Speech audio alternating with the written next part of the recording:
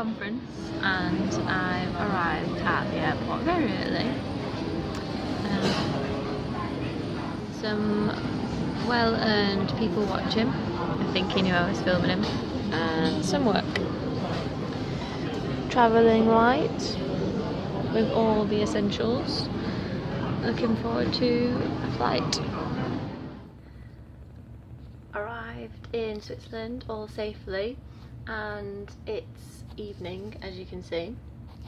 I'm currently on a train to Lausanne where the conference is, but I'm definitely reminiscing because the last time I was here was my master's research, which I'll go into in a bit. But also I lived here about 10 years ago and so much has changed but not changed. So I have a smartphone and I can access Wi-Fi for free and record all this, whereas when I went out last time there wasn't even really wireless internet, so it's quite nice to be more connected. But I'm currently sat on one of the most efficient trains I think I'll ever be on, so that does not change about the Swiss. I would show you the views from the train, but it's really dark and quite thundery, so I'm not. And I risked doing a run up to this super cool place, which is something to do with a hermitage. I'll look it up later. I think one of the benefits of doing an academic conference abroad is that it gets you into a far off place where you really do start to think differently. So I've been trying to write a piece for about 3 months, and I think I've done more this morning being in this place. And part of the reason is because of how beautiful it is. This is the view of the other side. So this is looking down to Lausanne, and there is a wonderful lake. Back to my run, and apologies. Okay, so I'm going to do something quite dangerous and walk and talk, but this is my route from my hotel to the station. And there's a few things that I've noticed. First of all, here's a prime example. Kids and adults on scooters everywhere. This is quite cool. This is a prevention gym opposite my hotel. I'm not sure what it's trying to say, but it's good.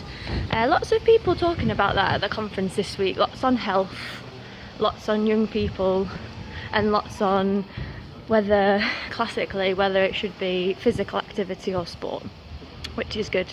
So I'm dressed in sports clothes today because we are doing sporting activities this evening by the lake, because the campus where the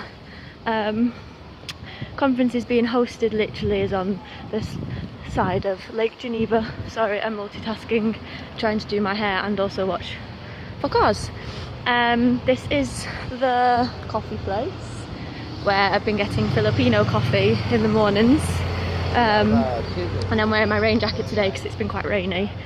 And then what else have we got on my travels? Lots of restaurants, and not many chains, lots of independent restaurants, which I like. Obviously quite expensive, but you know, good. Ooh, here's the boulangerie where I've been getting tasty pastries from. Again, probably not wise for a sport conference, but oh well. This is quite cool. This little play area was full of tiny people yesterday, all in little hats, and it's not got like a gate or anything around it, and it also had just tons of adults hanging out around it too. So it made me think that in the UK we often have those spaces closed, and often it's frowned upon for other people to be socialising around areas where children are at play, whereas in Switzerland, or certainly in Lausanne, completely different. Everyone's just everywhere. Geoff, have you enjoyed ISSA this past week? Yeah, as always, this has been informative, enjoyable. It's been nice to catch up with friends and colleagues, but also some good papers, great papers, new ideas, and some good discussion, and in a wonderful, lovely lakeside setting. So yeah, lots to think about and some nice ideas to take home. That's what I mean.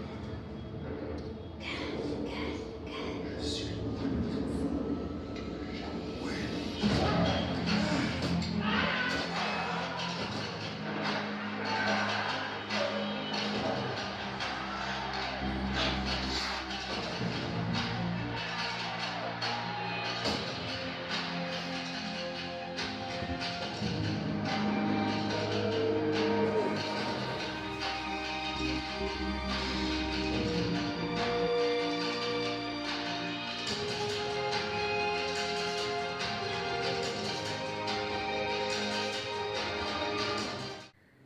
we're at day 5 of the trip, Friday, and this is the schedule of the conference. So there's been one of these every day, but this was Wednesday, Thursday, Friday, so this is the 3rd day of back to back presentations. So I'm kind of, well, my hair just demonstrates I'm at saturation point, which is fine. I've heard some fantastic presentations. A couple of highlights were some methodological ones, and ones that were in places that I've never really known much about. One about China was really interesting. And I've also made some cool connections. So a couple of benefits, definitely, beyond learned thinking.